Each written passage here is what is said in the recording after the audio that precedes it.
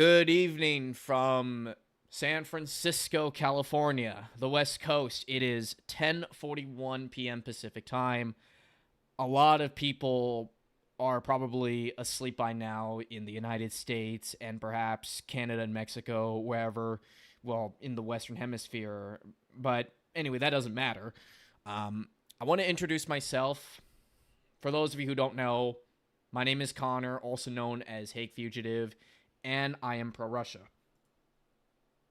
And now I'm gonna introduce you guys to my buddies who I have known for quite some time since 2024. So introduce yourselves if you can. I'm AMK Mapping. I'm from New Zealand, and I am pro-Ukraine, anti-Zelensky, and pro-peace. And I am Hudson War Mapping. I am from Australia. I'm neutral. I lean pro Russia, and I'm very anti Zelensky and anti West. Okay, so that is your stances. So we got one guy who is very radically pro Russia. That is me. Then you got a guy here who is pro Ukraine, though he opposes the government of Volodymyr Zelensky in Kiev. And then you got a guy who's moderately pro Russia, though he's not too crazy about, you know. So anyway, guys, for tonight's introduction show, there's a lot to talk about right now because in the last like 6 months or so, basically since June 2025, the Russians have been on the move across the front line in eastern Ukraine. And it seems as if I mean, the situation right now is kind of complicated in some areas, like in the Kharkiv region, but also in the Zaporizhia direction too. I mean, we got like Russians are moving like fairly fast. I mean, like the Vostok group was doing a very good job throughout October and pretty much all of November too. But as of recent, though, they appear to have slowed down. Though, to be quite honest, I kind of expected it because number one, they don't really got a lot of troops in that part of the Russian army in Ukraine. But also, secondly, Gulay which is a pretty sizable town in the Zaporizhzhia Oblast, is no easy nut to crack. So, yeah, let's start off first by talking about the current situation in Gulay because battle right now is underway, and as far as I know, the Russians seem to be advancing in the town as we speak.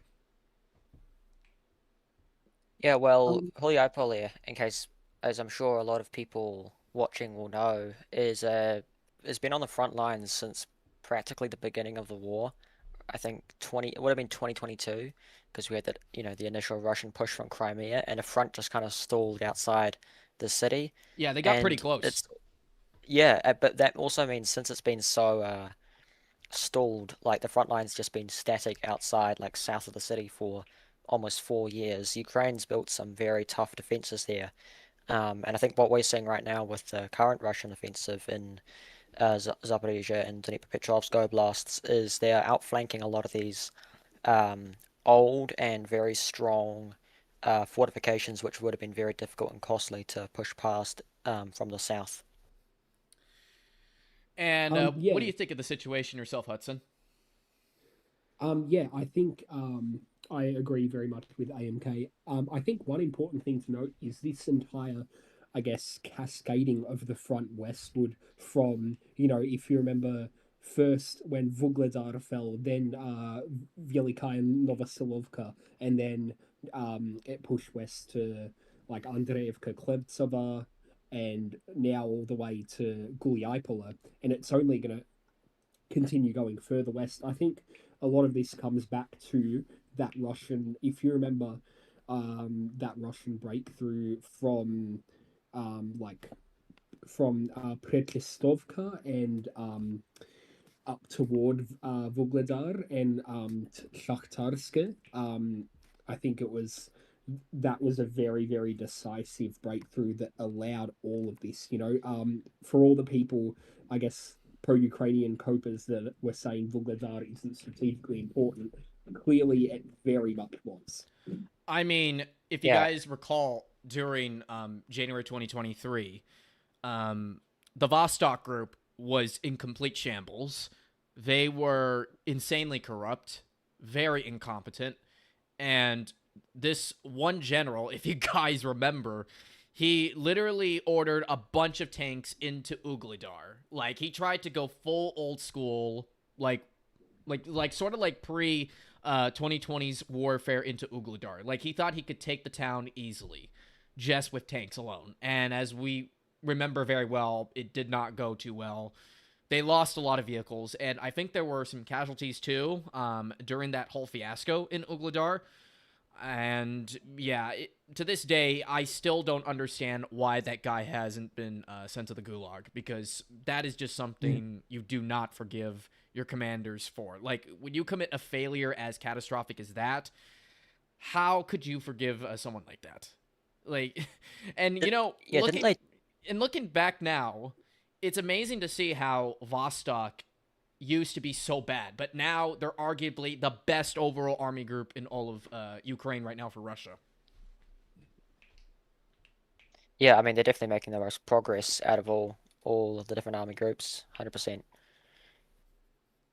So, if you guys recall, it wasn't just Ogladar that also made these pushes possible. But yeah, as Hudson said, it was also the Velika Novosilka. And also another place to sort of like mention is also Korakove, which really didn't have a lot of roads going into. Like if you guys recall during last year's battle, which took place between mid October and late December, it basically ended on New Year's Eve, even though it was officially declared lost on January 1st by the armed forces of Ukraine through a deep state. Um, all by all means, it was a quick battle for Ukraine war standards. I mean, everybody complains about how slow this war has been, but Karakove though looked and felt like a battle that would have happened in 2022. Like I remember, like so many buildings were being destroyed. Well, like the commie blocks that was, and then yeah, you even had the. I think they were even fighting too in those single family homes, but I don't think those are really good like things to like use for defense. I think most of these soldiers, like both Russian and Ukrainian, they prefer to just hide in the commie blocks because they're a lot harder to destroy. Well, yeah, the commie blocks are usually used for temporary deployment points, FPV drone operators. That's what they're best for. But a lot of the, especially in Eastern Ukraine, a lot of the those single family homes in cities. I don't. I know in villages they have, or most of them have basements, but I'm assuming in the cities most of them have basements too. That's where most of the soldiers will be hiding, obviously. And So they can be pretty decent for Yeah, and it needs also, to by be the way, pardon the interruption. People are seeing good. the background image right now, the Dnipro casino thing. I'm actually loading up your map right now, AMK, just because why not? Because we're like sort of like breaking things down. So I'm gonna load that up in a moment, but yeah, I agree. Like they were very good defensive positions until like freaking Volchansk sort of like I think broke the code. I think because ever since Volchansk, like the Russians now have realized, you know what? Let's just demolish all the commie blocks so that none of these become a problem. Because if you guys recall, Volchansk was such a massive headache for the North Group. They looked like they were yeah. about to take the town easily in May, June 2024, but then they just got bogged down there, and it wasn't until literally just this month when the town finally fell to Russian control. And both sides took a lot of Yeah. casualties. Though I think Well, Ukrainians one took more, I think, because there were more oh yeah, Ukrainians there. definitely. And they counterattack quite a lot in 2024. Mm-hmm. One thing about Volchansk is also is there's only one block of high rises there, whereas in a lot of other cities there are like lots and lots of blocks, like Toretsk, for example, and Pokrovsk, Konstantinivka. They have a lot of high rises. Volchansk is just one block of a couple dozen apartments, so much easier, higher concentration of damage. Yeah. Basically made it unusable for defense. And speaking of Volchansk, just something I would like to add is obviously recently we've seen the complete capture of the city by the Russians.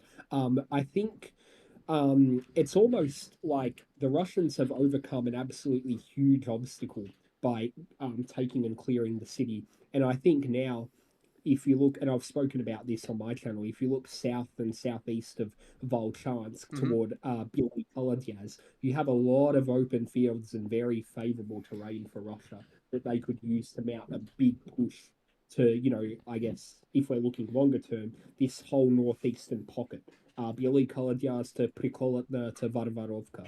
I think this is a sector to watch big time, and that's the only way that this sector could fall is because Volchansk has fallen.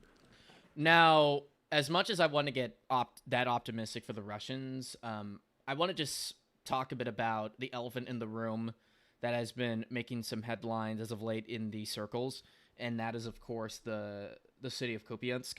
Um, I mean, I don't really know what to say. The whole situation is a mess right now. Like, I don't know how to describe it.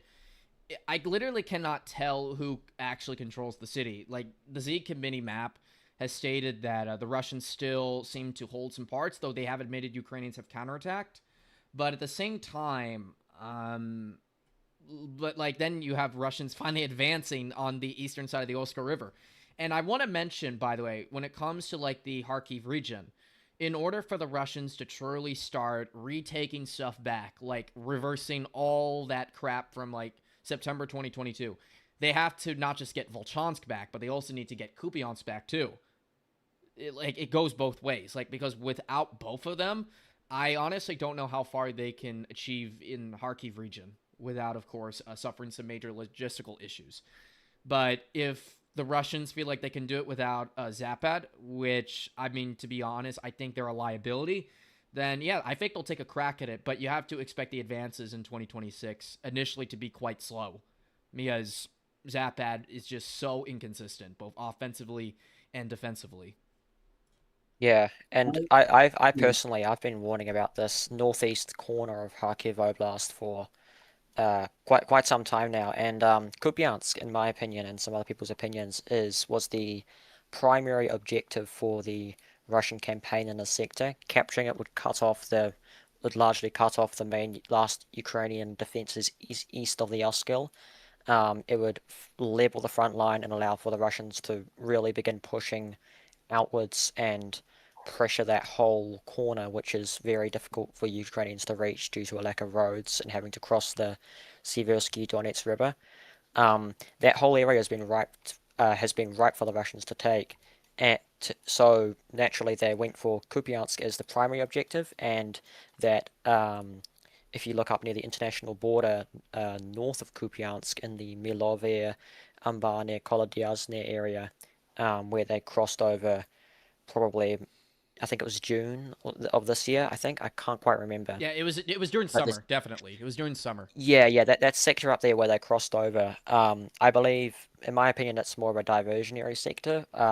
Pull the Ukrainians away from other areas along the Oskil and allow for the Russians to focus on cutting off the east bank of the Oskil River and beginning a larger coordinated push from Vovchansk and Kupiansk to eliminate that area behind the Siversky Donets River Now, in northeastern Kharkiv Oblast. here's the weird thing, okay? Because right now the armed forces of Ukraine are on a serious mission to retake no, not the eastern, the western side of Kupiansk city. And as you guys know, this is the main part of Kupiansk.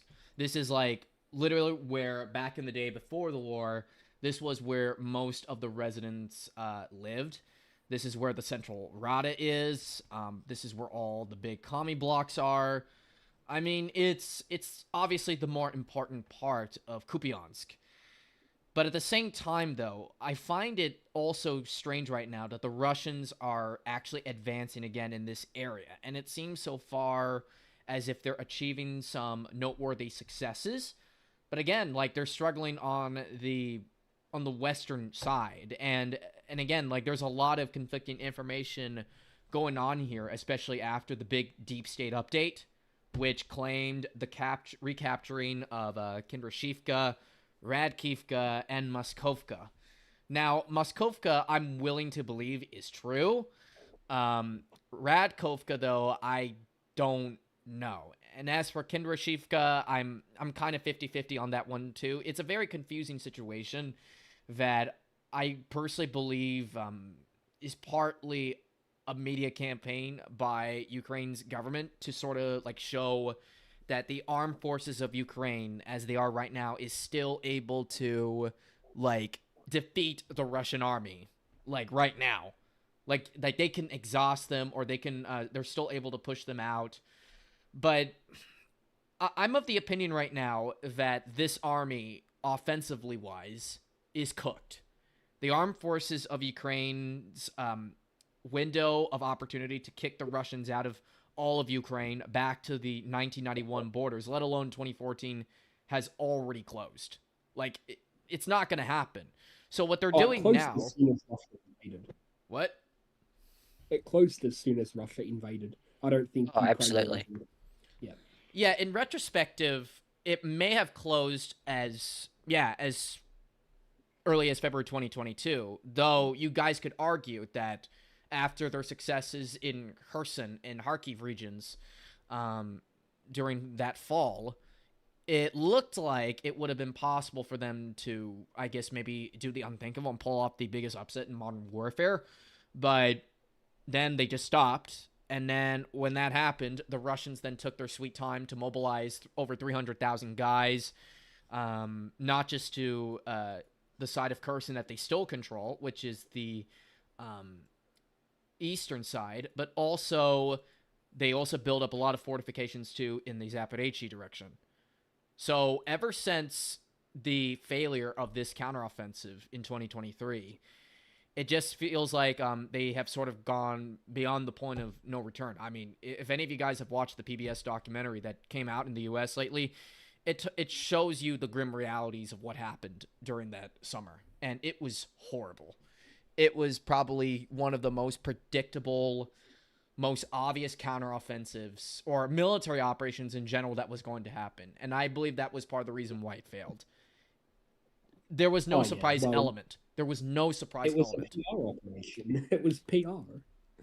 I mean, I wouldn't say PR. I genuinely believe that they were serious. Like they genuinely thought that they could end it, but there was there were like rumors in the NATO command and especially with General Zaluzhny that he just did not think it was possible to succeed because they did not only have the equipment, but they also did not have enough like manpower to truly break through the lines. I mean, it was they really were preparing for this shit. And the guy who was leading the effort is no longer a part of the war effort for Russia. He was fired and exiled to Algeria because he helped Yevgeny Prigozhin try to topple Gerasimov and Shoigu, who, in my opinion, I think should have been toppled. Though I think Shoigu ended up getting fired, but Gerasimov is still there, and he's still causing some problems. Though I don't think he's. I mean, my opinion of Gerasimov is I have a mixed opinion of him.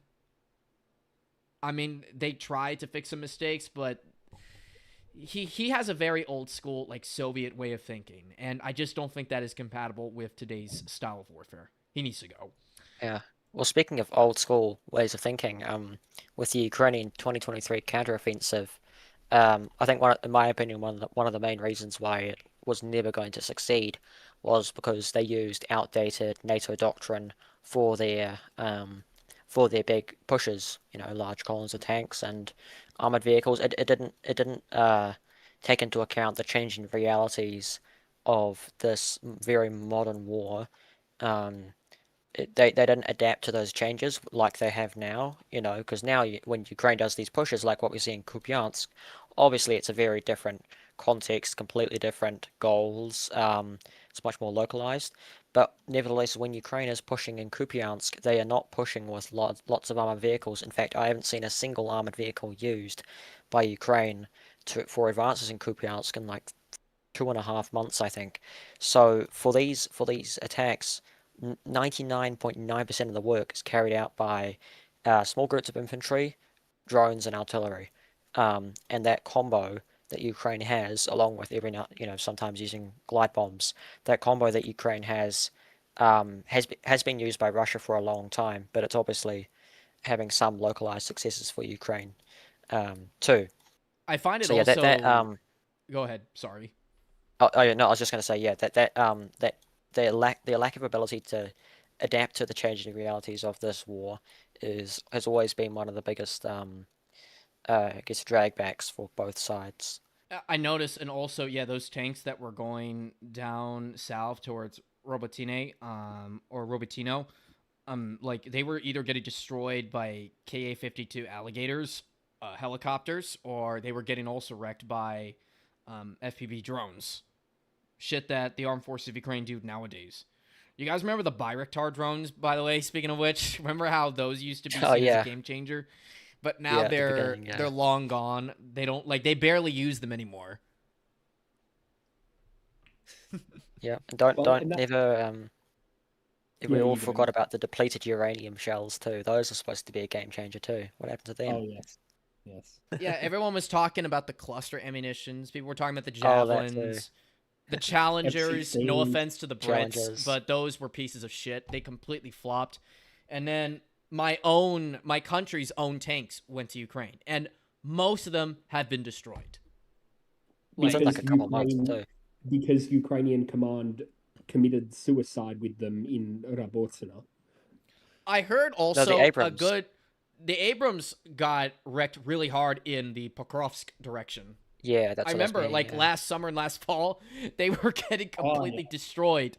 And then they then brought some of them over to Kursk. That was even stupider because if any of them got captured in Russian territory, then that's obviously got to be a major PR victory for them. And in fact, there were videos circulating on the internet, and they were authenticated, by the way, so they are absolutely real. There were some fully intact Abrams tanks captured by the Russian army, and they just towed them all the way back to Moscow in one piece. Like, they looked like they were still, like, brand new. They also took an Australian Bushmaster and flaunted it, which was funny. And you know what? I don't even blame them because why did we send them? Oh, yeah, that's right. I heard you guys are also sending over those Abrams, but they were like old ones, just like the ones we sent to Ukraine. We probably would, but we Um, don't have a proper military. yeah, you have like 8,000 people in your army. But fortunately, though, New Zealand's geography though prevents it from getting screwed over. Uh, Debatable. I mean, it could be worse, honestly. Like they could be doing like much worse at this moment. So yeah, somebody in the chat noted that it was 27 of the original 31 Abrams were destroyed, although they have been given another 49 by Australia. Have those been delivered yet? The other 49? I think they have been. But the thing though is like I feel like they're hiding them out in the warehouses or something. I don't know. Yeah, well, if they have been, they won't be used for any big pushes, at least for the time being. Um, the only times I've ever seen them now is just for close support for infantry, and even that's very rare. I mean, like tanks overall. Okay, so all right, YouTube is whining at me. It says, please use a keyframe frequency of 4 seconds or less. Oh my god. But okay, so just to make sure that everybody is able to still see the stream, can any of you still watch it? Like, is everything fine on your end? I'm Like, looking at it right now. It just shows a still screen of Sumi direction. all right, I'll Yeah. move the map just a little bit. Like, how is it doing?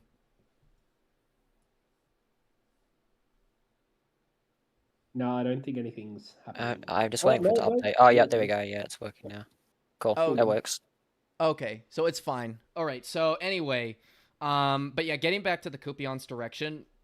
So okay, there's a lot of big debate, like regarding like who controls what, and now for me personally, I'm gonna stick with Z Committee's own assessment of the situation. I don't think the Russians control as much as many of the hardcore Russia fanboys think they control. But at the same time, I also don't think the armed forces of Ukraine have achieved that decisive victory yet in Kupiansk. Though I do want to hear your own stance on what's happening over there. Yeah, well, with Z Committee, what I found with their maps, I've followed them for a while now, is for them specifically, they have incredibly good and precise intel on specific points.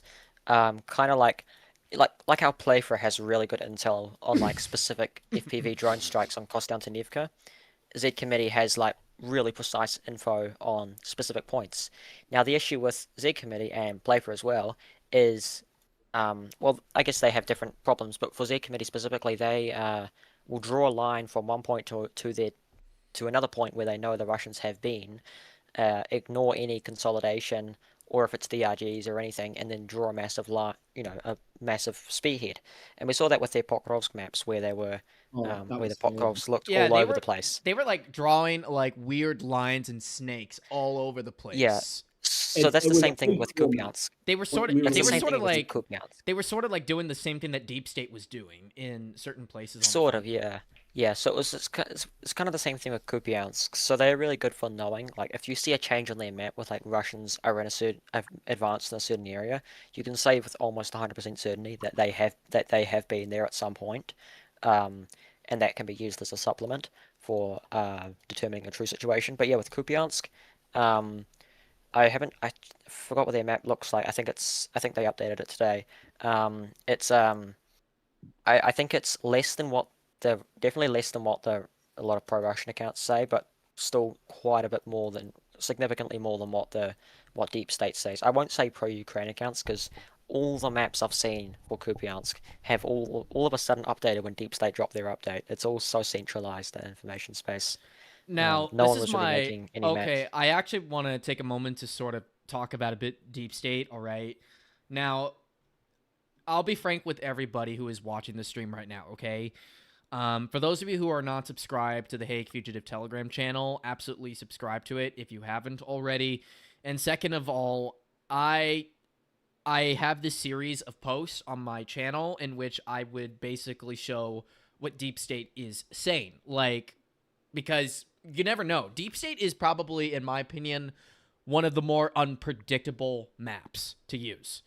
Because most of the time, they like put up like nothing burger updates. Like shit that's not gonna make people wow or something. Or shit that's already been known for a while. It's just like they're just catching up. I mean, for crying out loud, have they not like said that Touretsk is occupied? Like as of yet, like Playfra? So it's called. Why are Yeah. they not admitting that Touretsk has completely been captured? It's been done for months. Even I'm sure, like it's so bad. Like legit, even Zelensky would probably admit Toretsk is gone. And they would not. I mean, for crying out loud, Anatoly Radov. Now, say all you want about the guy. He's a drunk and all, but Radov But recently he's a good. I think he's funny, okay? Whenever he gets drunk, that's what makes me laugh the most, and that's all what matters to me. He's a good mapper, but also he's a funny guy, especially when he gets drunk. So, but anyway, in one of his recent map updates, he posted about this, and that is, of course, the Russians advancing westward from Ivanopila towards the village of Beristok, which is south of the central and Kami block part of Konstantinovka. And as far as I know, the Russians seem to be doing well right now in the city. And in like one of the last Z Committee updates, the Russians have been able to consolidate their control over this part of Konstantinovka. This is basically all of the residential housing areas in the southeastern neighborhoods of the city, though there are conflicting reports rather or not if they were able to enter the northeastern side. Though on my map, I already have the Russians controlling this much of the city, which could be overly optimistic on my end. But at the same time, I mean, it could be true. Like, maybe it's still a gray zone and if the Russians haven't consolidated yet. But I'm absolutely certain for sure that the Russians do at least control this much by now. But yeah, Konstantinovka, like, they're literally about to reach Beristok, and for all I know, it could fall quickly, but they do have a little bit of a challenge coming up, and it's right here. This is a fortified area that I think they've been building up for a while, like outside of Berystok. I mean, once this fortified area falls, then yeah, I don't honestly know how the Ukrainians will be able to defend Konstantinovka from the southern direction. But yeah, anyway, Well, but before I get to Konstantinovka, like hearing the stances from you guys, again, I want to say that I do not generally trust deep state for the most part. But whenever they put out in advance that not even the pro-Russian people know about, that is when I think they're at their most useful. Because you never know, because if you guys remember, the very first source to announce like the whole breakthrough in the Dobropila direction was Deep State. No other Russian oh yeah, mapper they brought announced it. deep It was grace. them Yeah. who announced it first. And that's why I was like, I don't know if this one seems true, but I mean, I hope it is.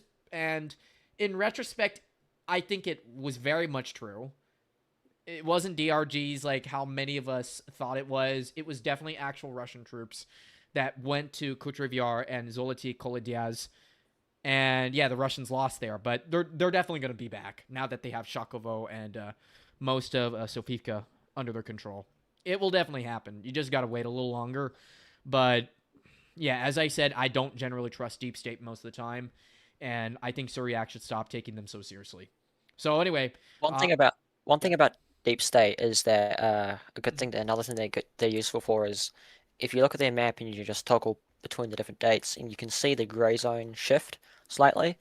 When you see a gray zone shift, that almost always means there's been some form of advance. Um, so it's kind of like Z committee with the movements. It's really good for supplementing other reports into determining the true situation. So that's one thing they're good for. But obviously they're very constrained by OPSEC and pressure from the SBU.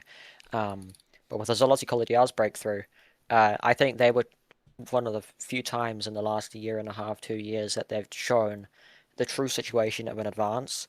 And the reason why they did that, in my opinion, is that they were trying to get a lot of redeployments, like try to raise the how critical and catastrophic the situation is, because so many people Mm. listen in and look at their updates every day. They're the most, by far, the biggest map provider for this war. Millions of Ukrainians trust them, and when they were showing those two big pincers pushing up, it sent alarm bells through the country and resulted in a lot of troops actually being redeployed from other yeah, I heard sectors it to was. I think it contain was that the situation. Azov guys that got sent to Dobropila direction, and they were also Yeah, and some other counterattacking. some other some other units too. They were Yeah. also Um, counterattacking the town of Rodensky, and at first it was actually going good for the Ukrainians, but as time went by, the Russians seemed to have gotten their act together. Well, Group Center, that is specifically, and they were able to stop the counteroffensive to the point where, yeah, they just simply gave up, and they went to go look for another direction to try to slow the Russians down in. And right now, I heard they're still putting up a fight in the Pokrov's direction. I don't know why. Probably to avoid them from taking Grishino, which would be one of the gateways to Dnipropetrovsk region, but also to Dobropila up north again. I mean, they definitely got to take all these villages down south of Dobropila before they can try to enter the city properly. And I think they're going to do that in 2026.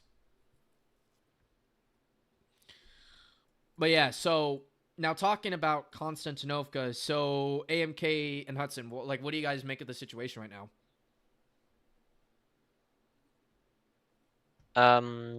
in my opinion, Konstantinivka, what's the population? Let me just check. I heard it's around Because the it's a same very, size of it's an, Pokrovsk. it's 67,000. So it's a big city, bigger than Pokrovsk actually, a little bit bigger than Pokrovsk, if you don't include Minohrad. Mm-hmm. Um, it's a, it's, it's going to be one of those cities which is going to take obviously a long time to capture. Um, I think it's probably going to be encircled from the rear. But as for the current situation, the Ukrainians in Konstantinivka have long had a lot of capabilities for their drone operators.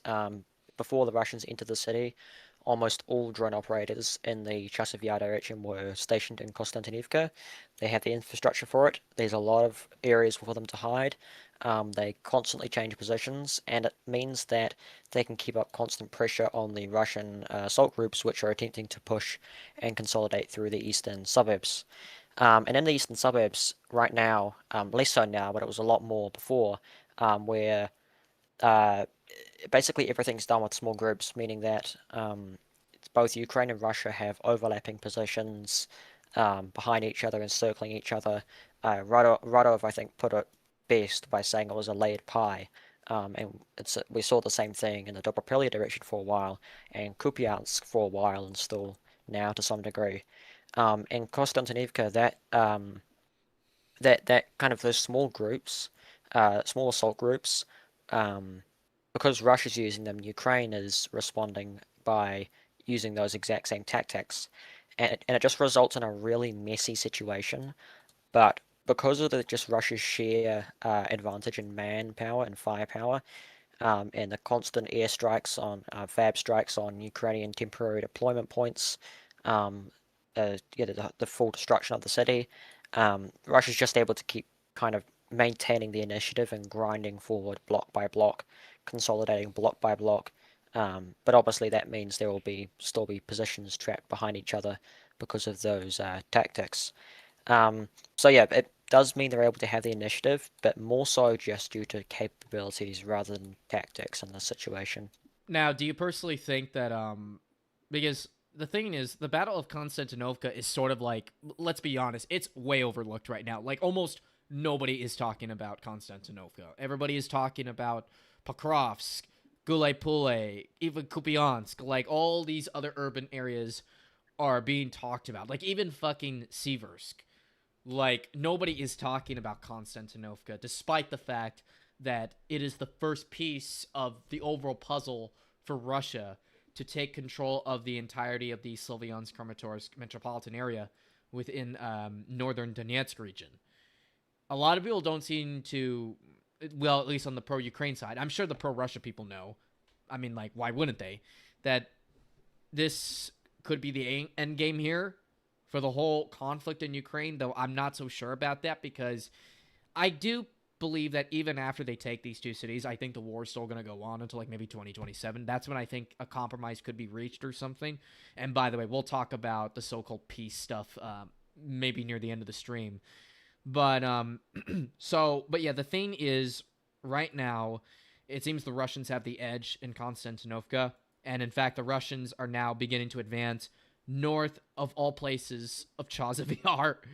And yeah, I honestly don't really know how they're going to be able to sustain these advances. But then again, the advance in Kupiansk have shown that the Ukrainians are low on manpower on many parts of the front. And it seems right now the manpower shortage is hurting the Ukrainians in northern Donetsk the most out of everybody. Like, it's hurting them because now Group Yug is now suddenly looking like Vostok. Like, Siversk fell, and so did their outskirts here. And then you got Zapad groups now advancing into Liman. I mean, like, yeah, these guys here are looking like the Vostok group right now, which is not a good sign for Ukraine. But I honestly think that the harder battles for Russia in the Slavyansk-Kramatorsk direction are just coming up. I think we've only hit the tip of the iceberg, even though Siversk was a pretty satisfying victory for the Russians. But I don't think it's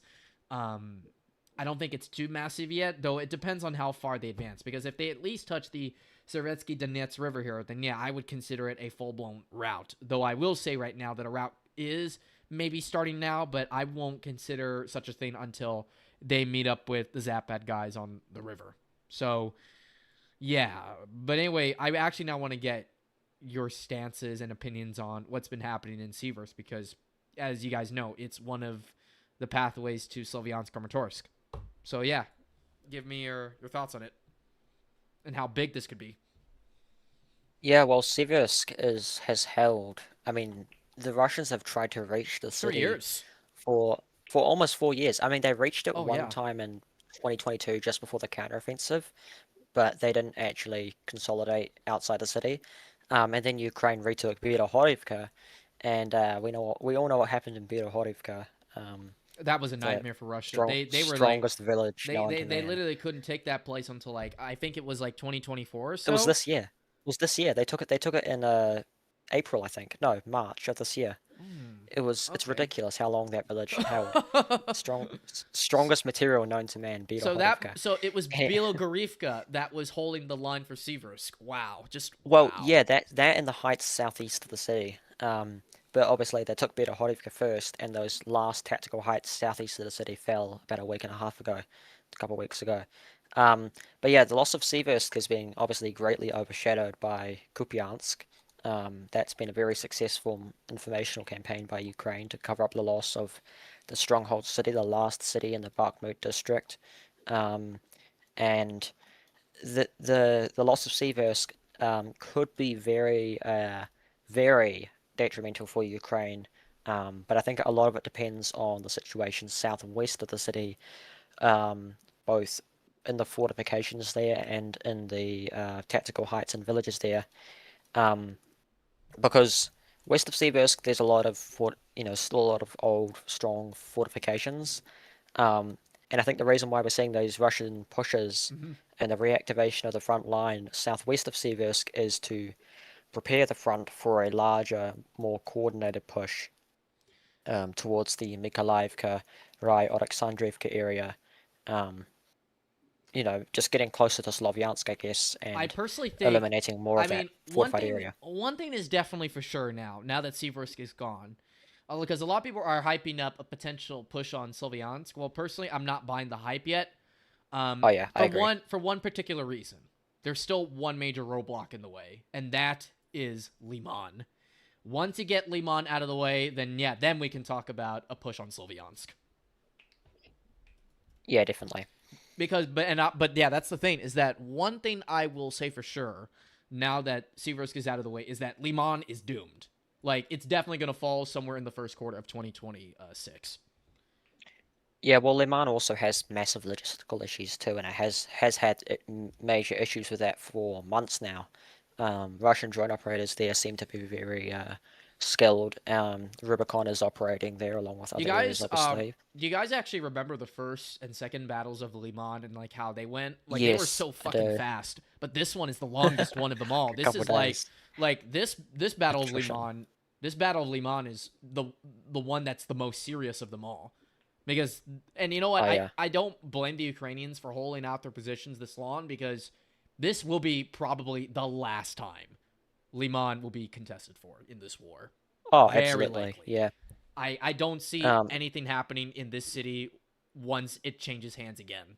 Like, this will be the last and time. if the Russians once the Russians take Liman, Slavyansk will become a dead city because there will be literally, let me measure it, 8 kilometers from the city, assuming they align with the Siversky Donets River.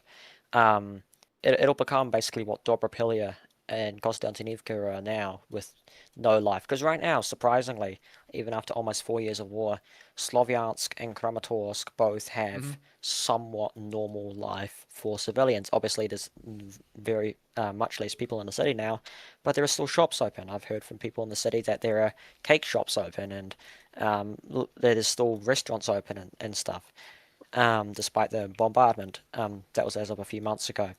And they've still enjoyed somewhat normal life. And they just recently, the FPV drone nets over the Izum Slavyansk highway were completed just last week, I think.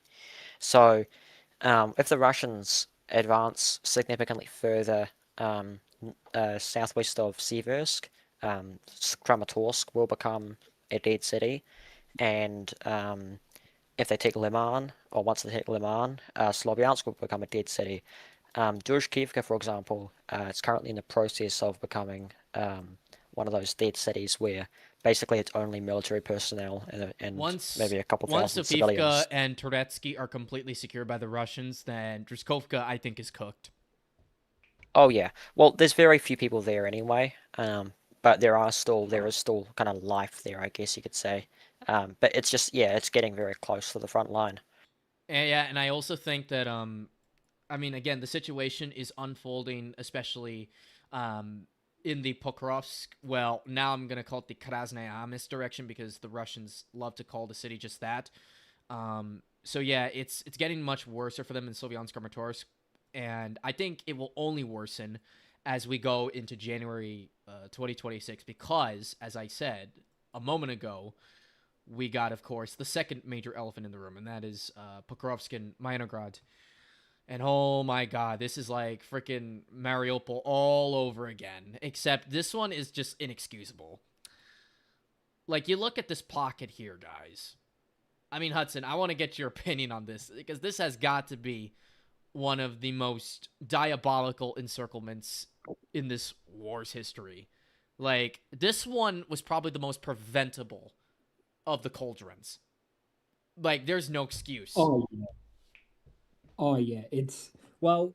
I remember when the Russians first began pushing on the eastern flank of Pokrovsk from like Novoalexandrivka to Vozdvizhenka to Novaya Poltavka up to Koptyeva Razina. I remember thinking, okay, once the Russians take Rodinska and cut that highway, I think the Ukrainians will probably leave Pokrovsk because obviously, the TO-406 by that point had already been cut. The E-50 was well and truly under fire control. And I thought, okay, Rodinska will fall. It'll be like Avdeevka with, when they took the, what was it, the coke plant in Avdeevka that the Ukrainians left there. I thought, okay, yeah, Ukraine will leave. And then they just didn't leave. And they just sat there as the Russians just wrapped around them. And then, you know, obviously most of the pro-Ukrainians are still denying there's an encirclement, even though it's very deep now and the pockets are nearly closed. Now I say pockets because there's actually two pockets now. There's one near the Mirnograd City Employment Center, and then there's the main one. But and there's the pro-Ukrainians that are completely denying the encirclement, but there's some that are like some of the, I guess, slightly more realistic ones being like, how did we get encircled? I wonder how. Like it's pretty clear the absolute stubbornness of the Ukrainian high command to hold cities for PR. And they did this in Sudja. They've done it in, obviously, Pokrovsk. They've done it in Avdeevka. They've done it in Bakhmut. It is just, yeah, it's a horrible waste of human life. This is, I Yeah, mean, and again, there's like literally no fucking excuses for this. But yeah, good fucking grief. Like, there's no way out for them.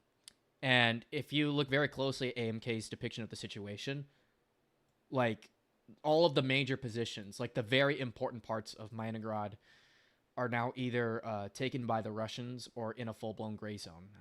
And I think by the time I make my next update on Minograd, which I have colored basically.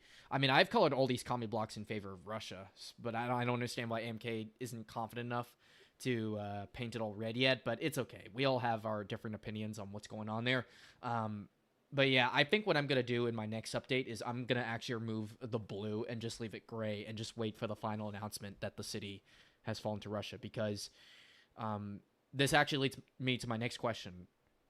Are there any Ukrainians in Minograd left, or are they gone? Like, all gone?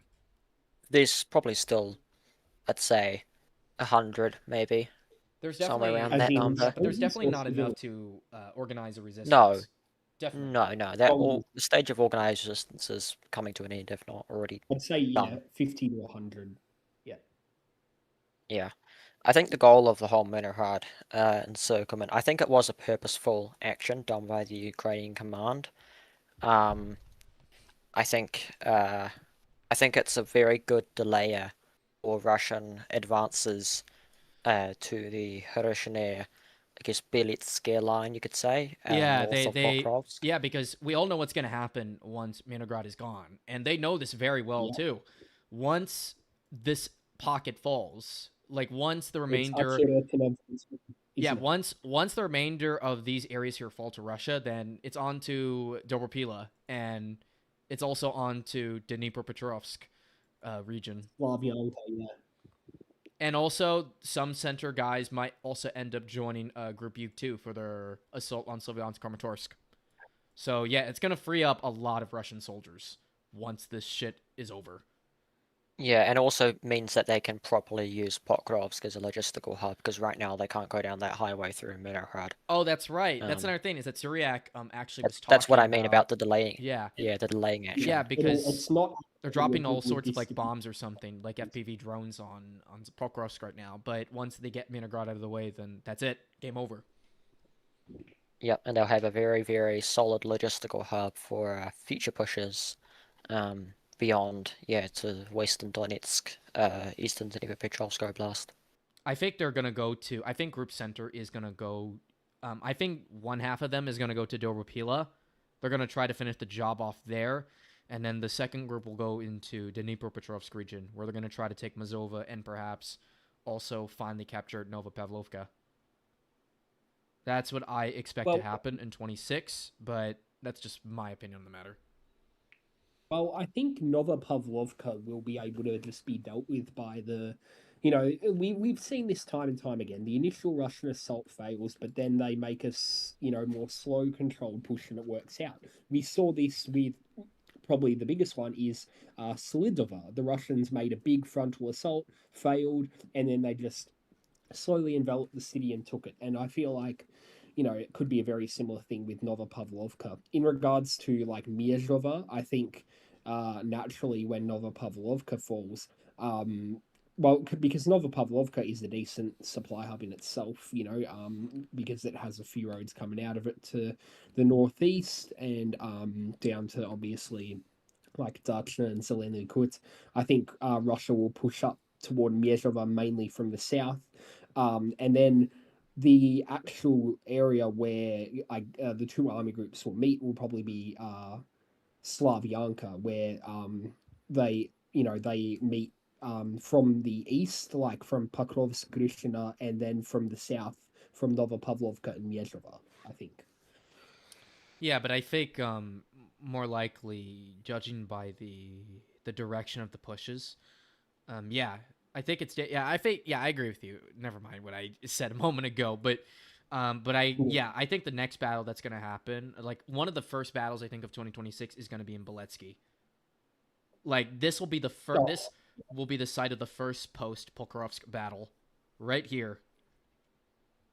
And then Yeah, I think so. I don't know what then can stop the Russians heading to Dobropil after that because there's like not really a lot in their way other than some Well, villages right next to a there's a river. large chain of pretty large settlements Yeah, right here. south of Dobropilia. Yeah, there's a densely populated chain of settlements there. That could slow them. Uh, but yeah, I do think it depends on. I mean, all fronts feed into each other. I remember telling you, Connor, at one point, I think it could possibly go for Mijeva before going to Dobropilia. Who knows, maybe Belitskaya will become another Lisivka where it's at the bottom of a pocket. It's just kind of too difficult to tell right now. I mean, But if I I do were think it's a them, I mean, possibility. pardon me for being an armchair warlord or something, but I think they should. Sorry for the reference. I didn't mean that, but armchair general. That was what I intended on saying. But anyway, if I were them, I would just go into Dnipropetrovsk region first. I wouldn't try taking Dobropila too soon because I honestly just don't see a need for it right now, unless they are very serious about wanting to end the situation in Donbass for good in 2026, which I'm sure they want to, but I honestly don't know if there's going to be a need for it because if the Russians cause enough problems in Dnipropetrovsk region, then I'm just expecting AFU defenses across the entire eastern Ukraine to just fall apart, and it will make it easier for Well, you to finish the job up here. yeah, well, the thing is with this is with Donbass is I don't think there's like a concerted effort on the ground in terms of movement right now to take the Donbass. I think the current movements are preparatory actions for the collapse of the AFU. So take the major centers and whatnot, logistical hubs. I think what will happen is, as with this war and what we've seen for the last few years, advances have always been a byproduct of successful attrition. And in this war, Russia's focusing on attrition as their number one priority, outside of, beyond concerted ground efforts, I mean, attrition rare definitely strikes, favors them production. because, Exactly. I mean, you look And at um, advances only. Yeah, you look at the map here. I mean, what does this tell you? Because remember back in early Exactly. 2024, it looked nothing like this. Like the But Russians no, the only refinery had like strikes. One more refinery strike and Russia will collapse, the guys. Russians, Yeah, the the Ru- refineries, of oh course. yeah, they talk. Oh yeah, the NAFO boomers and the Ukraine fanboys in general have been talking about how oil refineries being blown up is a super game changer, and that Ukraine's finally going to retake Crimea and reach Moscow. And meanwhile, there's only like one refinery which isn't properly working. I think that's Ryazan, and the others get fixed within Yeah, weeks and or then the even next days thing sometimes. It's the next thing they ridiculous. wow about also is the sanctions that don't really fucking do anything. If anything, it only makes Russia angrier and makes them want to win even more. Uh, but I mean, like right now, I would say that time is on their side, though.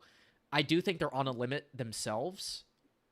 Like I think they have It's until like just a I'll give them until like 2027. If they're not able to close this thing out in 2 years, then yeah, they're gonna have problems after that. But if they're able to close it out, then by then the recovery process won't be as difficult.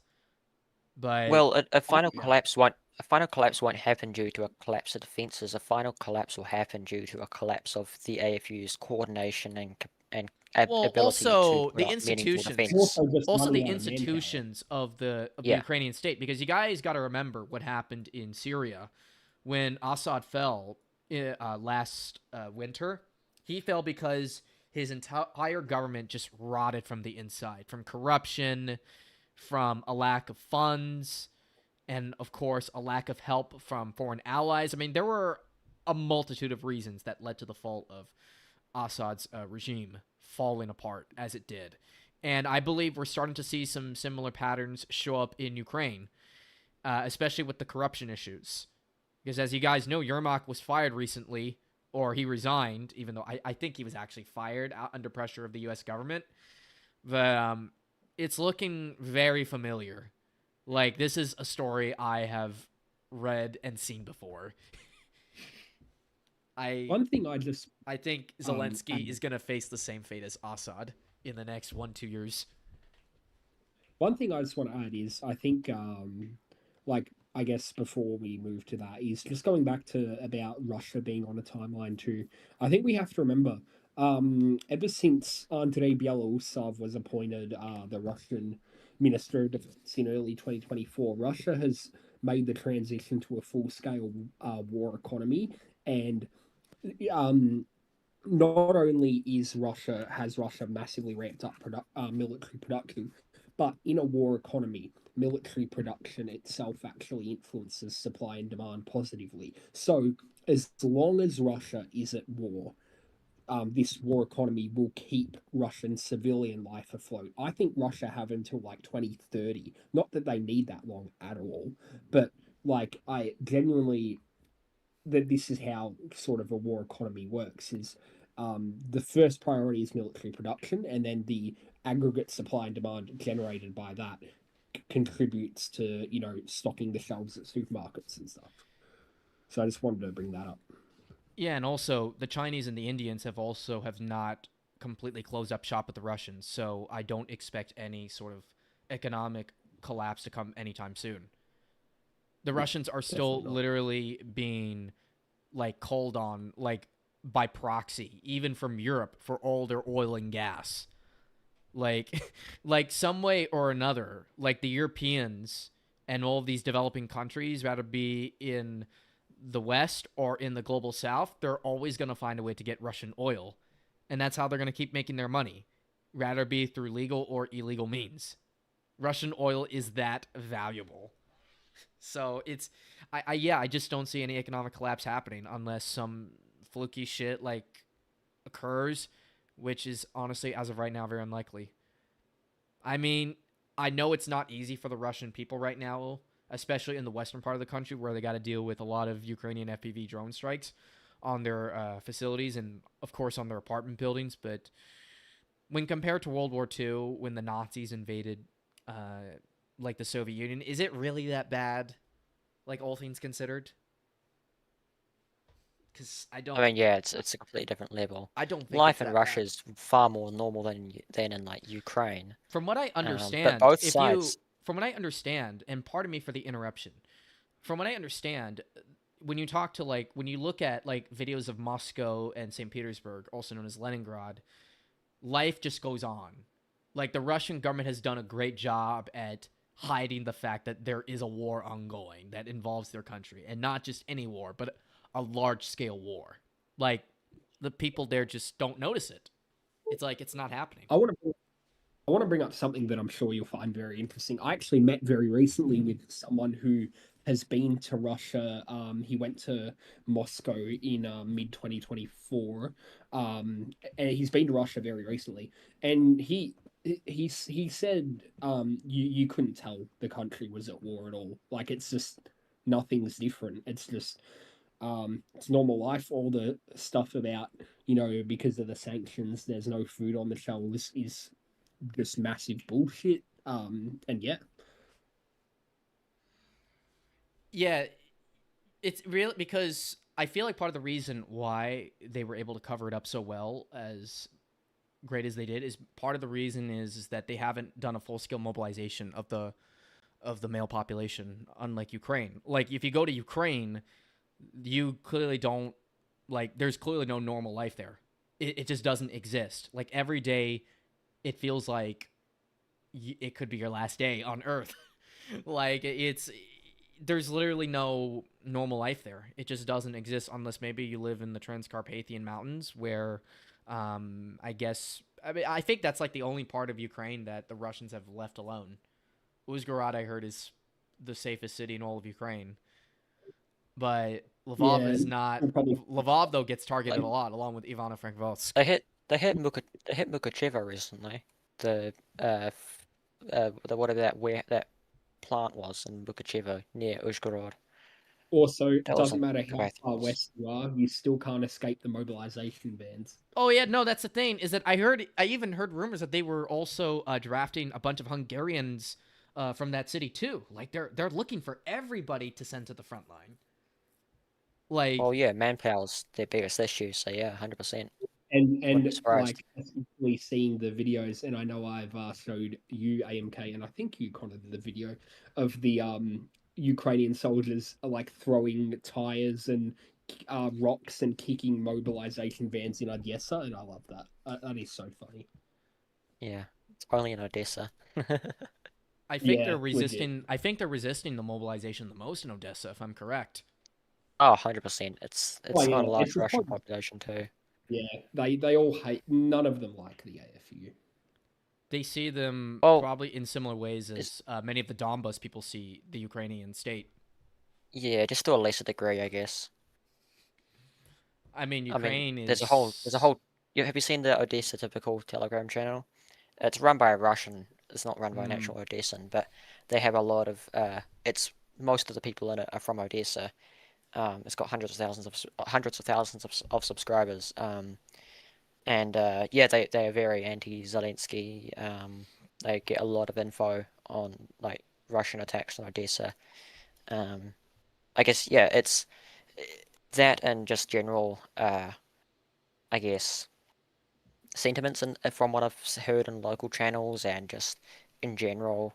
Um, yeah. yeah, Odessa is definitely one of the more uh, pro-Russian cities compared to like Mykolaiv, for example, which is further east. What's Interestingly, a more pro-Russian city to you?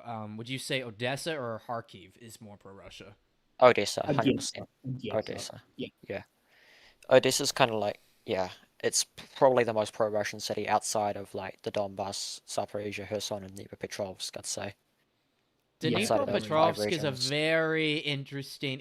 Dnipropetrovsk is a wild Well, card. It's hard to tell. it's enormous though. It's such a huge region. There's a It's reason yeah. why I made it a meme, because it's probably the most vital province in all of Ukraine, at least in my opinion. Whoever controls Dnipropetrovsk controls the whole Ukraine. That's just how I see well, it, honestly. yeah, in terms of industry, definitely. No, but not just industry, but the fact of because of all the roads that go through it. If you whoever controls Dnipropetrovsk, like you'll be able to access any part of Ukraine as you please, either by plane, train, boat, or car. Everything goes through Dnipropetrovsk region. It's got the largest pre-war population beside Donetsk Oblast, right? I think Yeah, for a and region. I Yeah. think, or was Kiev Oblast bigger? I'm not sure. No, I think yeah, it was the second largest After oblast Donetsk. Now, landmass wise, I think Odessa is the largest in all of Ukraine, like the region. Dnipropetrovsk is second place in landmass, and in population, I think it's Kiev, and then it's also. Kiev has the cities, the different region though. It's Oh wait, Oblast and city. actually, my mistake. Dnipropetrovsk is second place to Donetsk region. Before Yeah, that's what I 2014, was saying. Yeah, Donetsk is actually the biggest province in yeah. Ukraine when it comes to That's population, which is quite shocking to many people. Like, I don't know if many people know that. w- Donetsk Have you is. seen Yeah. how big the city agglomerations are? Donetsk and Makiivka. It's bigger in land area than Kiev, the Yeah, Donetsk Makiivka agglomeration. and also what's it called? Khartsisk. My Russian is not very good today. Khartsisk. I mean, Yeah, the it's population massive cities. density of Donetsk Oblast versus the rest of Ukraine is like complete insanity. And here's the thing, people who keep complaining about the war going too slowly, well, if you understood Donetsk region itself a little better, like how industrial it is, knowing like how many people there are, like how urbanized like the whole area is, then you will probably be like, oh, that explains why it took so long for them to take it. I mean, Bakhmut on the satellite imagery looks small, but then once like you see the photos and videos of it, it's a lot bigger than it appears. Like, you don't need to be there in person like to know how big all these Donbas cities are. They're pretty big. They're no joke. If anything, it makes a lot of sense on why Russia had been struggling to advance there. And also, there's a reason why Russians are also doing a much better job right now in the Zaporizhia region, like advancing there in the pacing that they've done, because it's all just fields. There's not many cities. The Russians have already cleared most of the urban areas. Berdyansk is under their control. Melitopol is under their control. Pologi is under their control. Ernogodar is under their control. The three that they do not have yet, that are still not under control yet, is Orikhiv, Vilniansk. Orikhiv, Gule Pule, and what was that other one that you mentioned? Vilniansk, and there's also Nova Mykolaiivka, and then Zaporizhia City. There's 5 kind of large centers. I just I Yeah. just want to say, Connor, I find your pronunciation of Guliapala very funny. No, that's the Russian. No, that's the Russian translation. I thought it was Guleopol, like Mariupol and Melitopol and Nikopol, but it's Gule Pule. No, but you say like Guliapole. Like it's not like a like it like Guliapala. I mean, Little Russian I'll accent. ask the Russians. Guliapala. I'll ask the Russians themselves what the correct pronunciation is. Yeah, I mean, sure. also here's a little pro tip, by the way, from me, to the audience Yeah. here. If you guys want to learn on how to correctly pronounce the names of settlements in Ukraine, just watch Dima military summary like every day, and then you'll be able to learn very quickly. That's how I learned No, how to say Karakove's name correctly. It was from Dima. Kurakova. Korakove. Krahova. Yeah. Yeah. No, but Dima is Belarusian. He has a Belarusian accent. He pronounces some things funny. Like what's a good example? It's one of the towns like oh yeah like just north of Avdiivka, if you remember, the proper pronunciation like Ukrainian is Arkhangelsk. He says Arkhangoiska. I don't know where he gets the oi from, but I think Dima seems to be because here's the thing: a lot of people don't seem to understand, like in regard to like Dima's personal stance of the war. Because I do talk to his like number two guy, who by the way is like one of the biggest trolls on Telegram, Dizalkovac. Oh yeah, I That know guy him. spams porn. He just likes to go on banned speed runs. He literally does not give a single fuck at all about his integrity and morals whatsoever. Like he just doesn't care. But when he's serious, what he has told me is that Dima does have a Ukrainian wife, and also he also confirmed that he has a kid too. And as far as I know, he seems to be more or less kind of neutral, like in actuality, though I honestly don't believe that. I think he leans Russia, honestly. But I Right. think he does understand why Ukrainians would be mad at Russia. But I think in his heart he's pro-Russia. But Well, you that's may as well say I'm pro-Russia then. I mean, there's a reason why his channel is so big. It's because I mean, here's the thing. I would say Dima is probably one of the more ethical grifters out of all the people who have covered the war in Ukraine. I mean, he clickbaits a lot, but it's not like cringeworthy clickbait like you would see with Denny's, with Jake Bro, like with fucking reporting from Dennis Ukraine. isn't. Yeah, Dennis is one of those interesting ones though, because he's not stupid. He's very. I've spoken to him personally, Yeah, the and thing I've He and I've is, knows seen a lot when of I mistakes. kind of He's I he's kind of want to talk to Denny's. Because I feel like Denny's. There's a part of me that believes that Denny's is not as bad as he wants you to think he is. Like, No, he's not. Let me tell you, he is not. I've spoken to him. I've seen. He's also got a second channel where he talks about it. His views on Ukraine are much closer to like let's say we got me, Dennis, and David D oh my for god, yeah. example. oh By the way, you guys Um, speak David D. I actually talked to David D in his recent space. Um, let me. Okay. By the way, Vasily is in the YouTube live chat. By the way, and he wants me to start felting people, oh, and I'm like, that's who that okay, is. I had a feeling fine, it was I'll him. I'll start it right now. So I was talking with David D the other day, and here's the thing. It was actually the second time I took part in his Twitter Spaces, and let me tell you this from my personal experience. David is surprisingly more civilized when you talk to him in voice than he is in text. Like far more civilized. As long as you're not there yeah, to like he's fuck with him and very shit, then he will treat you well. But the key with David Unless your is name is that Scott. yeah, Scott loves to fuck with him. But the thing about David D is that you need to be very patient with him and you have to go in there expecting him to be stupid because you're not going to change his mind. He's way too far gone. And you just got to go in there understanding that you're talking to a very radical Ukraine fanboy. It's that simple. a Like, lobotomer. just go in there Yeah, just to understand his point of view. Don't go in there to try to change his mind because you're not going to do yeah. anything. He's too far gone. That's what I was saying before though, was with Dennis and David D. I keep calling him Dennis. Apparently his name's Denny's. I call him Denny. I don't Denny's. know. I call It, him yeah. Denny's. Anyway, either way, Denny's. Denise. He's Oh, okay. he is much closer to my perspective on the war than he is to David D. or any of the other radical pro-Ukrainians. He is basically what he does on his YouTube channel is when he started covering the war, he was very much more radical pro-Ukraine, and that was due to the situation Ukraine was in. They had repelled Russia from the northern regions. They were going on the offensive in Kherson and Kharkiv. Things were looking a lot better for them, especially for people who didn't know much about I mean, I military don't blame affairs. anyone for acting that way in 2022 because they were winning quite a Yeah, lot. exactly. And he reflected that on his YouTube channel. Then when a 2023 counteroffensive came and went, he kind of had to keep uh, that belief up because he built his audience off out of idealist, opium addicted pro-Ukrainians. And if he didn't keep that up, he would lose his viewer base. So he had to keep that up even when his opinions changed and shifted. Um, and unlike me, he did not change his views that he portrays in his videos. And Dennis is actually surprisingly very intelligent, well-spoken, and he knows a lot. He's a pilot. He's actually an ethnic Russian too, I Oh no, believe. that's He a speaks funny Russian. Yep, thing. That's a he funny speaks thing. Russian. I want to mention is that Yeah. Denny's is I would describe him as a Russo-Ukrainian. I heard he's reportedly Jewish too, based on his criminal records. I heard 'cause Yeah, he is. Yeah, he is. he's a Because Jewish. he got arrested for drug charges or something.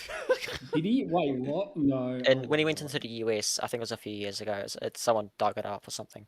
I'm not He sure. got deported from the Republic. It was so funny, and then now he's living a comfortable life in Switzerland. And but here's the thing: if any of you want to check out Denny's stuff, I would suggest you people to avoid like his main channel and instead Oh, yeah, that's what I was meaning. go check out his airline like aviation stuff. Those if you're Yeah. into aviation, I would highly recommend Denny's stuff like there because he's actually not only well informed on the subject, well because he actually worked in the industry, but because it's very informative stuff. Like he actually knows his shit.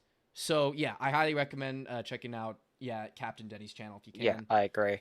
Um, Yeah, and he talks a lot about Ukraine on there too, to a much smaller, probably 30 or 40 times He's a smaller more, I audience. would say he's a more, from what I understand, he's sort of like he's playing like a character on his main channel. Oh yeah, that's what I'm saying. He has to do that to keep his audience. Otherwise, he loses his audience. He I wonder loses the what's going money to that comes with happen. it. I wonder what's going to happen in the event of a hypothetical, like serious style 2024 collapse. I wonder how he's going to have to address it to his subscribers and his viewers. Well, he'll probably just say like, "Look, guys, it's not over yet until we lose Kiev," and then they'll lose Kiev, and it'll be like, "Not over till we lose Lviv," and then yeah. Well, the narrative, I'm predicting the narrative, and I've had this prediction for a while. I think the narrative, because the goalposts shift, the narrative changes as always. A lot of the things that are considered very solid pro-Ukrainian positions now would have been considered irredeemable, horrible Kremlin propagandist opinions 2 years ago. Um, I think the narrative's going to change to the reason why Ukraine lost has nothing to do with Russia, nothing to do with attritional warfare, nothing to do with capabilities. It's because Trump betrayed them. It's because the Trump administration decided that they want to be friends with Putin and they cut off all aid, and the EU and NATO couldn't do it alone because Trump's restricting them or something along the lines of that. And they'll push the blame on Trump because he's easy to blame. He's an easy, he's a clown that lots of people can clown on, and it's a normal, accepted opinion to have in a lot of places, especially following the whole Epstein thing. It's a normal thing for people, an acceptable Okay. belief for Now, people to as an hold, American, compared yeah, as an American compared to like other myself, U.S. presidents.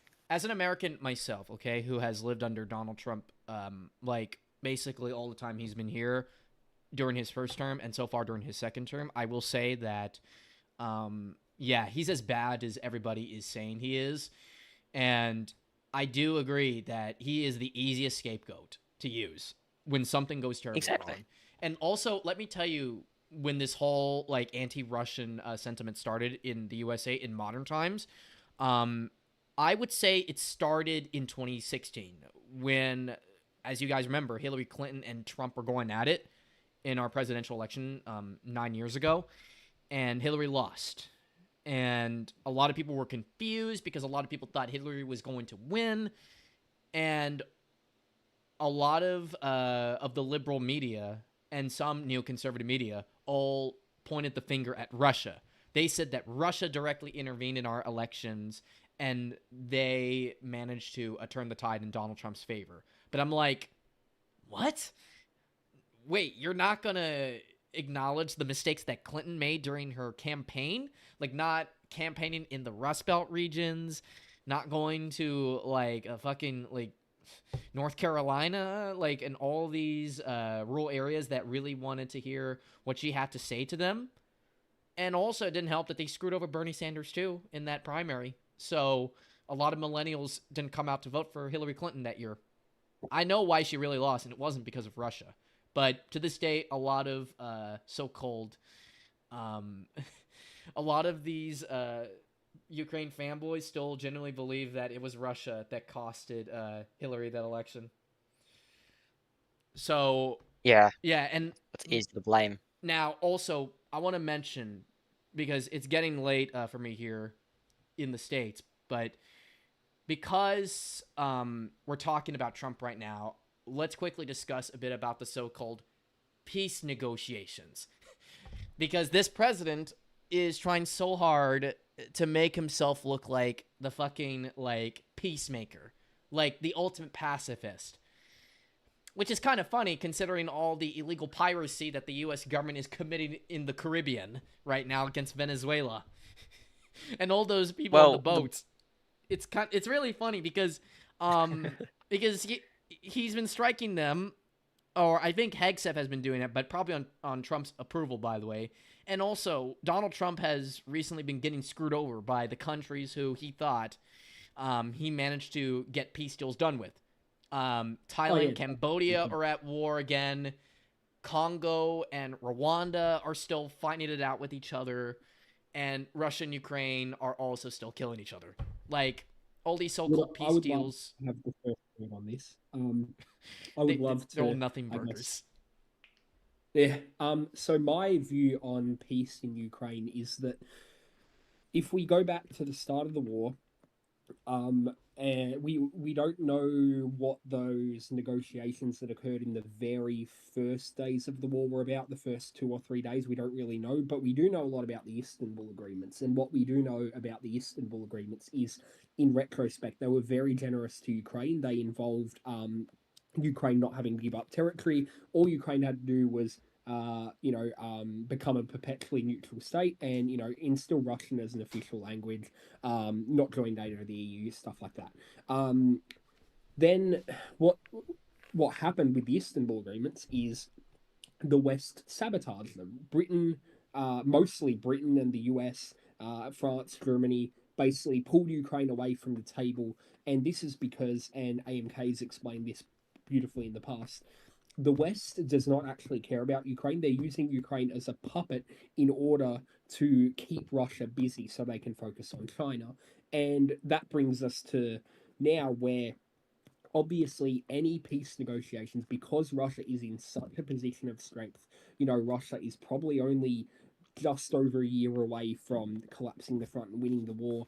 Obviously, any peace settlement that doesn't grant Russia what they want is not going to fly with Russia, because there has not been a single war in history, and there shouldn't be, where the loser dictates the outcome. But of course, Europe and albeit to a lesser extent, but still the US, have this. It's almost like they don't actually want peace.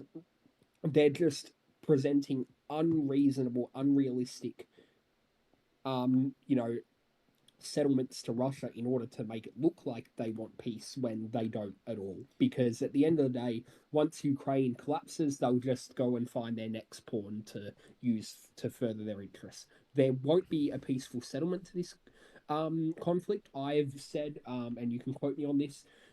This conflict will end with Russian tanks in the eastern suburbs of Kiev before March 2027. That's what will happen. Here's my expectation, okay? Personally for me, before I get to basically uh like talking about freaking like what should have been done, I think what the front line will ultimately look like at the end of the war is that we will see Ukraine roughly split in half along the Dnipro River. Chernigov, Sumy, Kharkov, Pavlograd, Zaporizhia City, um, basically all of eastern Ukraine falls to Russia, along with East Kiev and Mykolaiv and Odessa. Those are the wild cards. Like we don't know about those for sure, but eastern Ukraine, I am confident that it's all gonna fall to Russia. Now, as for Western Well, and Central Ukraine, again, it's a little. I don't know about those yet. It really there has to be a total collapse of not just the Ukrainian army, but there also has to be a total collapse of the Ukrainian state too, in order for those things to happen. But if we want to talk about hindsight, yeah, that's the word I was looking for. The Ukrainians should have definitely, immediately in March 2022, accepted the terms that the Russians offered to them in Istanbul, Turkey. And that oh was, of yeah. course, just accepting you're not going to join NATO, and in return, we'll leave Ukraine. It's just you got to accept that Russian language is part of your country, and also you can't join NATO. It's that simple. And you also have to accept that the people of Donetsk and Lugansk are also basically have settled into Russian life, and you got to accept that too. Along with the Crimea also being gone. I mean, it wasn't really that much that they were asking for back then. Because if they had accepted the terms, the Russians probably would have withdrawn from Energodar, Melitopol, Berdyansk, Mariupol, etc. Or no, I don't think they would have withdrawn from Mariupol because that's Donetsk, which they claim as a part of Russia. But I Well, I definitely think. don't think they would have controlled as much right now, Well, if I it think. wasn't for Ukrainians and Boris Johnson refusing that deal in March 22. Oh, Boris Johnson. Oh, well, yeah, Boris Johnson. He was probably the chief saboteur of those negotiations. But I think, That dude should be put on um, trial for crimes against humanity. Just saying. Right. but I think Russia, had the Istanbul negotiations succeeded, I think realistically, the line would have been frozen along, the DPR and LPR, and I think it was actually in the negotiations that Crimea was gonna maintain its disputed status, and then they might come back to it in a certain amount of time and negotiate what they were going to do with Crimea. But yeah, there's no doubt that those negotiations were extremely generous for Ukraine. But we haven't heard AMK's take on peace Oh yeah, negotiations and stuff. AMK. So I want to get your thoughts first of all before we hear your opinion, of course, on the piece. What do you think the front line is ultimately going to look like by the end of the war? It doesn't matter when the war will end. It matters more like what do you think the borders, like the final borders, are going to look like? I think it depends on after the war, after Russia reaches the Dnipro River, because obviously they're going to reach the river So you without think peace so you negotiations. think they're going to take so you're kind of like me. You think they're definitely going to take eastern Ukraine. Take and annex are two different things. So I think they will take all of it. But I don't know if they'll annex all of it. I think that depends on, by annex I mean like de facto, uh, merge into Russia. I think it depends on if the US chooses to fund non-state actors in the western half of Ukraine, like the right sector, for example, to continue the Ukraine project and keep Russia extended as part of that policy. I think it depends. I think if there's this peaceful resolution after Russia reaches the river, the US chooses to stay out, which I have sometimes have find hard to believe. But let's say it does, I think Russia will take the four oblasts in Crimea, withdraw from Sumy, Dnipropetrovsk, and Kharkiv, um, and Russia will still have that solid bridgehead over the Dnieper River in Kherson and Zaporizhia oblasts. I think there'll be in just new government in Kiev, which is neutral or pro-Russian. Yeah, that I mean, for the Ukrainians, that's obviously the best case scenario right now. Is like the current regime just resigns from power, and then they just hand it over to a less radical, politically radical like government. But realistically, I don't think that's going to happen because I think the West is too far gone when it comes to Ukraine, and for that reason alone, I believe they're going to lose all of Eastern Ukraine. But the fate of Mykolaiv and Yeah, Odessa, though, is still up in the air. Like I don't know. Now, yeah. I I think that as for if they do Western choose to Ukraine, fund groups, they probably will. as for Western Ukraine, like Lvov, Ivano-Frankivsk, Lutsk, Uzhgorod, and all those Western cities like Vinnytsia and Zhytomyr, I don't know. Those are wild cards. But if I have to be honest, I think I think they will not be occupied by Russia. That's my opinion. Oh no, it would be way too costly. Like, and I want to as well give my opinion on what the final line will look like. I think first of all, Russia annexing any of Western Ukraine would be way too costly to try and hold. There'd be a lot of popular resistance because there's a lot of anti-Russian sentiment in Western Ukraine. Yeah, but the problem though In is terms of what, that a lot of those radicals, and this will be the first thing I'll disagree with you on. It's the fact that a lot of those guys who would be motivated to fight Russia have already all been martyred by now. They died on the front. So I don't know who the Russians would be dealing with in you've Lvov, for still got instance. you've still got right sector and Azov that are very very active still. I mean, But if they inspired enough kids like in those cities, then yeah, they're probably still going to be a problem for the Russians. But also, don't forget, many of these people are also going to flee Ukraine. Like they're going to flee for Europe, like other parts of Europe, like Poland, Germany, Czechoslovakia, UK, France. I mean, they're going to be going all over the place. Like they don't want to come back home because they're either scared of the Russians or there's nothing for them to come back to. yeah, well, I think in terms of what I'll just quickly go back to this. In terms of what I think the final front line will look like, I actually think it'll be the four annexed oblasts, and I think it will be Odessa and Nikolaev annexed by Russia. I think the reason is the current Russian demands are the four annexed oblasts and no NATO neutral government, but the situation for Ukraine when the front completely collapses is going to be significantly worse than it is now. And I think Russia are going to have, I guess, the justification to take Odessa, to annex Odessa and Nikolaev. And I think the reason why Russia would want to annex Odessa and Nikolaev is Odessa, a lot of pro-Russian sentiment, obviously. Nikolaev is pretty split, but I think the strategic reason of controlling the Black Sea completely would be very, very handy to Russia. And also, they want to rebuild Uh, their navy there because a bunch of boats of theirs got wrecked by the Ukrainians. Well, yeah, that's another good point, actually. Yeah, I think Russia will take Odessa, will annex Odessa and Nikolaev as well. I don't think Russia need any more of Ukraine because it doesn't serve their interests. Yeah, the It's not so-called Novorossiya is all they strategically need. Like they don't need all of Ukraine. They just need like 40 to 50% of it, and that's it. They're done. Like they're not even satisfied. 40 to 50%, really. Maybe yeah, well 30%, yeah, third ish, but that obviously I that mean, specific though. But under the current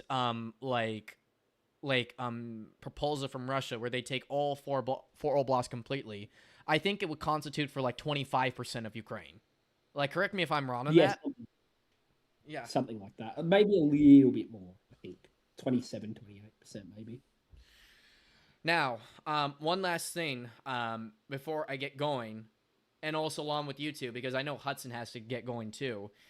Um, just a little quick rundown on basically some e-influencers, honestly, because somebody in the chat asked about your beef with Australia. Austria Intel AMK. Australia Intel. Alright, I can explain some of the stuff. So Australia Intel, me and Australia,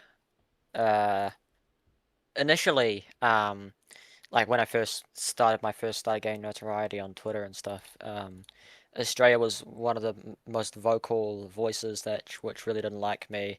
Was one of the big advocates for NAFO's harassment campaign, and which led to doxing. And me and Australia are currently on talking terms, but I am fairly certain that he's a psyop, like maybe Belarusian psyop or something, or Russian psyop. Um, the views constantly change. At one point, they turned like pro-China for some reason. I don't know why that was. I think it comes across as too kind of radical. The way he speaks with like, we can't lose Kupiansk or whatever, as if like he's the one fighting there. And also, if you go to his Twitter location, it just says Europe, which is a regional thing, which is automatically turned on for countries with restricted free speech, which Russia and Belarus would fall under that. It's just a theory, but I do think Australia. I don't genuinely think Australia is like a Ukraine supporter. This It dude has doesn't. been on a massive cope trip because he said that Pokrovsk wasn't strategically relevant, which is Oh, he's been obviously saying it for over a year. that's like Yeah. literally he's living up to the typical Ukraine fanboy meme. Like this city is not strategically relevant, so ignore it. And then of course, the craziest thing he's probably posted as of late is how he feels about Zelensky. Like he's very split. Like he has a love-hate relationship with Zelensky. I don't know if you've seen that post. It was like Yeah. it's like it because here's saying I watch anime from time to time and I could tell when someone is going fucking bonkers. Like this dude was like posting some yandere shit and I was like, dude, what the fuck is wrong with you? Like, are you some fucking psychopath? Like, this guy is very creepy. And it's to the point now where I mean I don't Like, really want to speculate too much on what's on his hard drive, but I don't Speaking of yeah I'm hard not gonna. drives, speaking of hard drives, can we point out how David D like pulls his daughter into his videos and makes her talk? What? I did not know this. this was a couple of years ago. Have you not seen this on his YouTube channel? This is weird. Okay, I did not hear this so until now. weird. I gotta see this like once I'm done with the stream. So it's from a couple of years ago. At one point, he named one of his. Oh, you had to see the clip. I don't want to say it out loud, but there is a clip, which was so awkward. Probably one of the most awkward things I've ever seen Oh, with him. it hurts to watch. This, Jesus Christ, it's probably saved in my Age Like Milk channel. I think maybe I don't know. Someone posted it somewhere. I can't remember. Yeah, God. It's I wish I could talk to David, but he's blocked me. He blocked me over a year ago. Sad. Based. He hasn't even blocked Scott. It's so stupid. Well, that's because he's scared of you two. That's why. And there's No, but he also hasn't blocked Scott. He oh hasn't blocked well, Scott. but That's the he's thing. but I think he's mostly scared of you because you're a pro-Ukraine guy Yeah. who's not falling for the Yeah. bullshit. That's And I why. also get more engagement than Scott, so I can easily ratio him better. Yeah, Yeah, did I you know. hear I that? think that's why he's scared of you because you could ratio him. Fuck you, Scott. What were you Dave? saying, Hudson? Oh, I said, hey, yeah, Scott, if you're watching the stream, fuck you, Scott. Why are you saying that? Bald guy. Uh, Oh, and So no one clip this. No one clip this. by the way, in the future, I'm actually thinking of getting Scott on a future Dnipro casino sometime in the haven't you already future. done that? I'm actually I thought going you would have on done an with. episode with him. No, I I'm haven't. going on with. I haven't yet, but I plan on doing so. He wants Okay. to actually talk with me in voice, but I haven't done so yet. Oh yeah, I thought I remember him or you saying that you'd done something. I can't remember. Maybe I'm thinking of something else. Okay. So anyway, Oh, no, so yeah, it what's is. that for? So it's On the 12 podcast. 16 a.m. My time, and yeah, it's very late for me here. So yeah, I'm gonna get going along with these two here. So I want to thank AMK and Hudson for taking the time to just come on here to this YouTube channel and to discuss the situation in Ukraine with me. And I would say that this introductory stream has been somewhat of a success, though there are some things I need to iron out. Because this thing here, like on YouTube, is still complaining about how the stream is in poor health. There's an error regarding the keyframe frequency. But I'm like, what? I haven't heard anything alright from to the me. chat to me. It looks all fine to me. Oh yeah, someone suggested in the chat Willie OAM. Oh, I would love to talk to him. Scott's doing a episode with him. I think he Oh. might have already done it. Oh, I'd love that's. to. I'm definitely gonna watch that when I'm able to. So, but again, Honestly, you guys were great. I appreciate you two so much for coming on here and to boost this channel. I mean, I honestly don't know how to thank you guys enough for it. And I would love to do this again someday with you guys. I just appreciate it. it's been a pleasure. thanks for having- Thank you for having me on. And also, Yeah, were it's you been about to great. say something, by the way, Hudson? Oh, no, I was just going to say that I'm actually doing an episode with Scott, which is pretty cool considering I have like not a lot of subscribers at all, but he wants to have me on, but that's off topic. Do you know how many followers I had when I did my first episode with Scott Hudson? How many? It was like 2,000 or something. Not many. Well, I have 1,300, so even less. That's similar. That's just because I beg Scott for clout. Like, I just beg him to promote me. So, anyway, folks, for those of you who are watching this right now, I thank you all for coming to tonight's stream. And I honestly don't know what else to say than thank you all for taking the time out of your day to join us and discuss the conflict if you were able to do so. And this stream will be archived and you'll be able to rewatch it if you want. And I'll see you guys all next time in the next edition of Dnipro Casino. And hopefully the next stream will not only be better, but it'll also be funnier too in the process. Because if anything, things are only going to get far more interesting as time goes by. Not just, of course, in Ukraine, but also in the Americas. Because we don't know if the United States is really going to invade Venezuela with their own SMO. But if they do, then, well, I guess we're going to be working overtime. And I'll be honest with you guys, that would suck. Because I really do not. I've got. I joke a lot. I joke a lot, by the way, about how I want to use my map for Venezuela. But all jokes aside, I don't want to. Because this would be so painful to map. I can already imagine it. It would be a nightmare. Not as bad as India, Pakistan. Oh, that was a complete. Nothing will joke. be as bad as that. The problem of covering that conflict, by the way, was just the toxic fighting between India and Pakistan that's what I families. mean. Yeah, That was worse than Russia versus Ukraine That families. was more disinformation than anything ever. Like more than Israel, Iran. That's saying something. Like every single video I remember in a day, or like within a few hours, every single video and photo I saw from it was old. Every single one. And it's ridiculous. like India just killed 700,000 Pakistani tanks. Ghost of New Delhi. So, anyway, so I wish everybody here a good night, especially to AMK and Hudson, and thanks for watching, everybody. I'll see you all in the next Hague video, which should be coming up in the next few days, and I'll catch you all later. So, take care, everybody, and peace out.